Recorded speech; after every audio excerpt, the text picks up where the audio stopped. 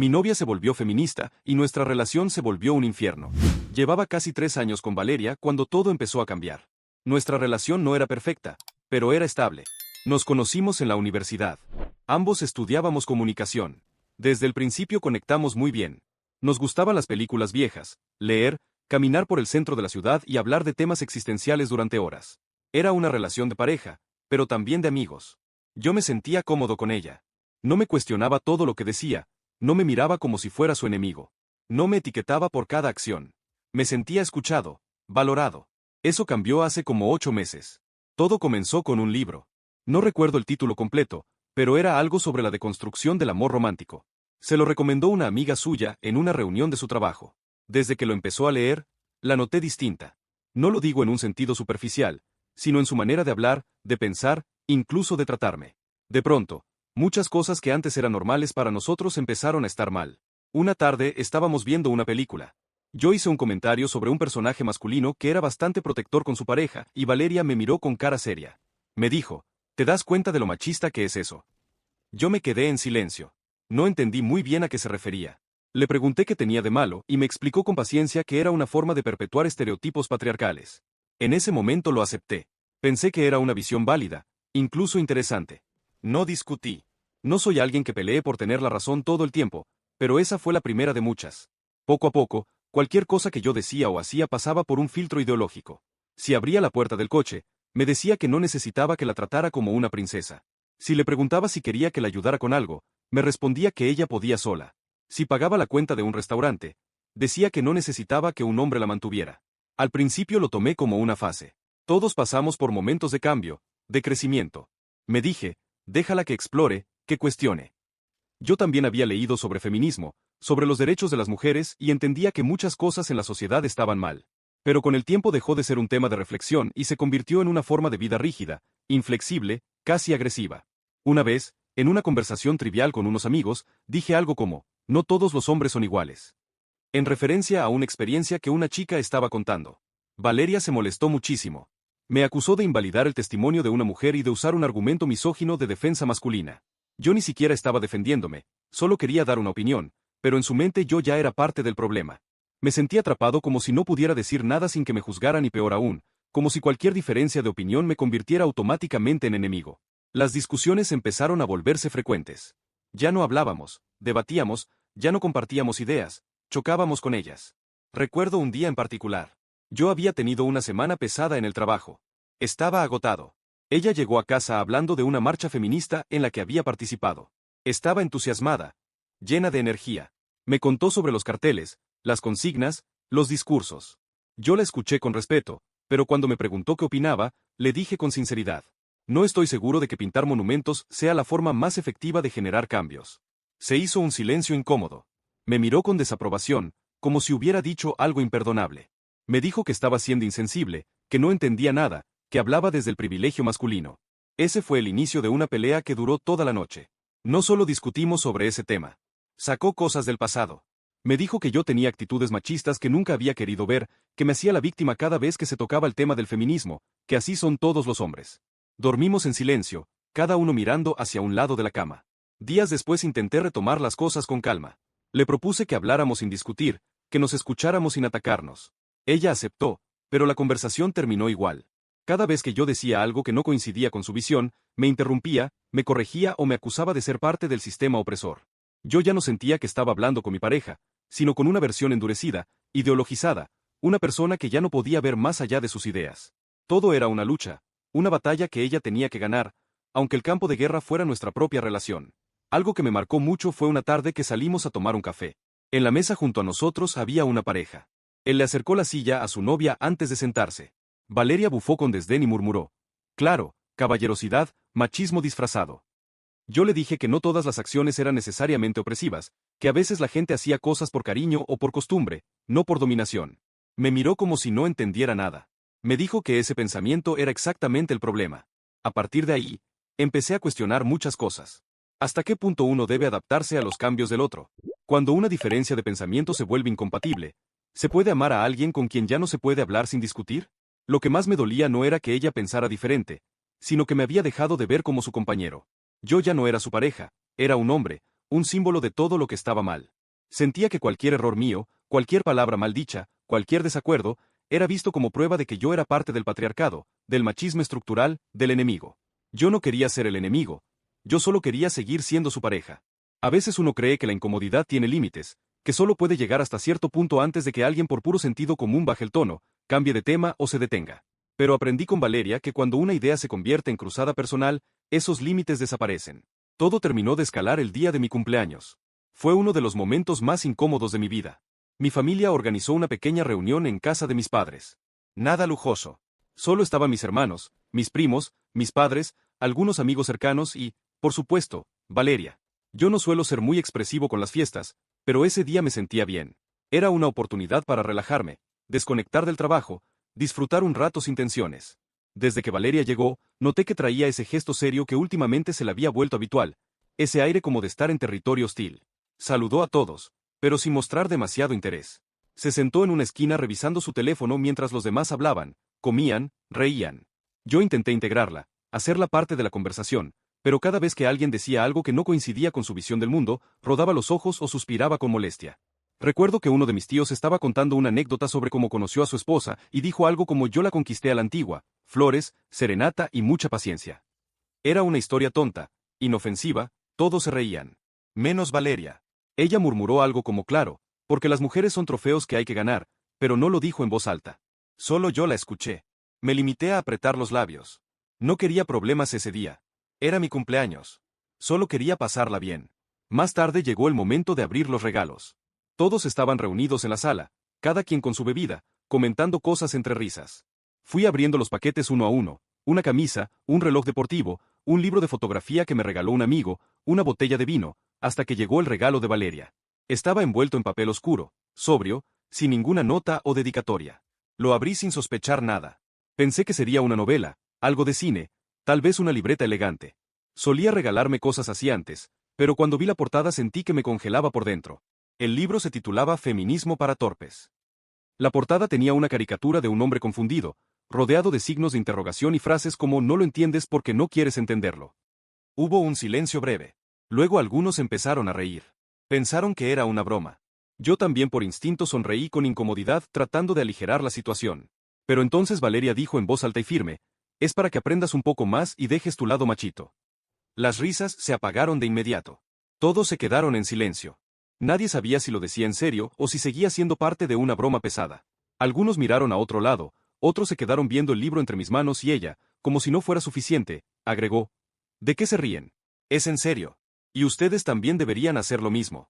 Todos necesitan un poco de esto. No hubo un solo ruido en esa sala durante unos segundos. Fue como si alguien hubiera cortado la corriente. Yo sentí como se me subía el calor a la cara, pero no por vergüenza, sino por una mezcla de rabia, incomodidad y tristeza. Ese momento que era para mí, para celebrar con la gente que quiero, se había convertido en un acto de denuncia pública, como si ella hubiera ido ahí a educarnos, a exhibirme, a dejar claro quién era el que estaba mal. Intenté reír otra vez, hacer una broma, suavizar el ambiente. Dije algo como, bueno, nunca es tarde para aprender algo nuevo, no. Pero ya nadie estaba cómodo. Mi mamá me miraba con preocupación, como queriendo saber si todo estaba bien entre nosotros. Mi hermana se mordía el labio. Un amigo me hizo un gesto como pidiéndome disculpas sin saber por qué. Valeria, en cambio, parecía convencida de que había hecho lo correcto. Se cruzó de brazos, segura, como si acabara de soltar una gran verdad y ahora todos debían reflexionar sobre ella. Terminé de abrir el resto de los regalos sin ganas. La conversación general se reanudó, pero con cierta tensión. Nadie hablaba de lo que acababa de pasar, pero todos lo pensaban. El ambiente nunca se recuperó del todo. Cuando nos fuimos en el coche, le pregunté si de verdad pensaba que ese era un buen momento para hacer ese tipo de comentario. Me respondió, no voy a seguir actuando como si todo estuviera bien cuando no lo está. Tú mismo te molestas cada vez que te señalo algo. ¿Qué esperabas? ¿Una camiseta con tu nombre? Esto es lo que necesitas. Le dije que me había avergonzado, que no se trataba de estar o no de acuerdo, sino de respeto, de formas, que podía haberme regalado ese libro en otro contexto, en privado, explicándome por qué lo había elegido, no delante de todos, como si estuviera dándome una lección pública. Ella me miró con tono seco. Lo que te avergonzó fue quedar en evidencia. Y si te molesta es porque algo de razón tengo. No respondí. No tenía caso discutir más. Miré por la ventana mientras manejaba. Ya no sabía si estaba molesto, decepcionado o simplemente cansado. Lo peor fue al día siguiente. Mi hermana me mandó un mensaje preguntándome si todo estaba bien con Valeria. Le dije que sí, que había sido solo un mal momento. Ella no me insistió, pero su mensaje decía más de lo que preguntaba. Supe que muchos de los presentes pensaron lo mismo, que algo no iba bien entre nosotros y tenían razón. Esa escena fue un punto de quiebre. Después de eso, algo dentro de mí se rompió. Ya no podía verla con los mismos ojos. No porque hubiera hecho un comentario incómodo, sino porque me di cuenta de que ya no me veía como un igual. Me veía como un proyecto, como alguien a quien moldear, corregir, convertir en algo más. Y por primera vez pensé en serio en terminar la relación. Me tomó tiempo aceptarlo. Pasaron semanas. Seguimos hablando, viéndonos, discutiendo, intentando. Pero nada volvió a ser igual después de ese cumpleaños. Cada vez que la miraba, recordaba su rostro serio, su tono firme, su mirada juzgadora delante de todos. Recordaba que no tuvo problema en usar ese momento para hacer un punto, sin importar cómo me hacía sentir a mí. Y sobre todo entendí algo doloroso. Yo ya no era suficiente para ella. No como soy, solo como el hombre que ella creía que debía ser. Yo ya no podía más. Durante semanas intenté convencerme de que era una fase, de que todo volvería a la normalidad. Me aferré a recuerdos, a momentos del pasado, a la Valeria que conocí, no a la que tenía enfrente cada día. Pero esa mujer ya no estaba. Ahora compartía mi vida con una persona que me veía más como una amenaza que como un compañero. Una persona que analizaba cada palabra, cada gesto, como si detrás de todo hubiera una intención oculta, un micromachismo esperando ser desenmascarado. Pero no fue solo eso. Algo más íntimo y difícil de explicar empezó a apagarse dentro de mí. La atracción. No quiero sonar superficial y sé que el físico no es lo más importante en una relación. Pero también es parte de ella. Lo físico, lo íntimo, el deseo, la conexión, y esa parte también se murió lentamente. Valeria había cambiado completamente su apariencia. Empezó a dejar de afeitarse las piernas y las axilas, lo cual, desde luego, era su derecho.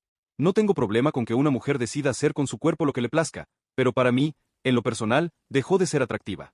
Ya no sentía esa chispa. Me costaba incluso besarla, no por el vello corporal en sí, sino porque todo en ella se había transformado. Su forma de hablar, de tocar, de mirarme, incluso su voz tenía un tono diferente, más seco, más crítico. No era la Valeria que me enamoró y yo ya no me sentía enamorado. Así que un día tomé valor y decidí hablar con ella. Quería terminar, no quería pelear, solo quería cerrar ese capítulo y seguir adelante. Pensé que lo tomaría con frialdad, como si yo fuera uno más de los hombres que no soportan una mujer empoderada y que simplemente me diría que me fuera. Pero lo que pasó me dejó helado. Estábamos en su departamento. Era sábado por la tarde. Ella estaba preparando té en la cocina y yo estaba en el sillón ensayando en mi mente cómo decírselo. Mi corazón latía fuerte. Me sentía culpable, pero también decidido. Cuando volvió con las tazas, me senté derecho, la miré a los ojos y dije: Valeria, necesito hablar contigo. Es importante. Ella se sentó frente a mí sin sospechar nada. Solo asintió con la cabeza esperando. Creo que esta relación ya no está funcionando. Yo ya no me siento bien. No soy feliz. Su expresión cambió de inmediato. La seguridad con la que solía hablar desapareció por completo. Abrió los ojos con sorpresa, dejó la taza sobre la mesa y su voz se quebró al responder. ¿Qué? ¿Cómo que terminar?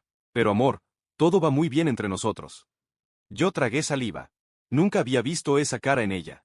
Vulnerable, confundida. De verdad parecía no entender lo que le estaba diciendo. Lo siento, Valeria, pero creo que esta relación no va a ningún lado. Hemos cambiado demasiado y no soy feliz desde hace mucho. Ella se quedó en silencio unos segundos, luego su rostro se tensó y empezó a temblar. Sus ojos se llenaron de lágrimas. Pero dijiste que me amabas. Dijiste que íbamos a crecer juntos, que todo esto era parte del proceso. ¿Por qué ahora? Porque ya lo intenté todo y estoy agotado. Esto ya no es una relación de pareja, es una lucha constante. Me siento observado, juzgado, corregido a cada momento. No somos compañeros y ya no siento lo mismo, ni física ni emocionalmente. Ella rompió en llanto. Te lo juro que voy a ser más suave. Lo prometo. Voy a dejar de presionarte. Voy a escucharte más. Solo no me dejes. Me dolió verla así. No quería hacerla sufrir, pero sabía que no podía seguir viviendo una mentira. No se trata de suavizar, Valeria. Se trata de que ya no somos compatibles. Lo intentamos, pero ya no funciona. Yo me voy. Ella se levantó bruscamente del sillón y se lanzó hacia mí. Me abrazó con fuerza. Pero no era un abrazo de amor, era uno desesperado, uno que buscaba retener, sujetar, impedir que me fuera, como si abrazarme pudiera borrar lo que acababa de decir. Yo me quedé quieto por un segundo. Luego intenté apartarme con suavidad. Valeria, por favor, no hagas esto. Déjame ir. Intenté quitar sus brazos, pero se aferró más fuerte. Tuve que empujarla con cuidado, solo para que me soltara. Apenas un movimiento, pero bastó para que gritara. Me empujaste. Me empujaste, desgraciado. Me quedé congelado. ¿Qué? No, Valeria, solo te aparté. Estás fuera de control. Eres un maltratador, eres un violento, así que ahora también me empujas cuando te digo que te quedes.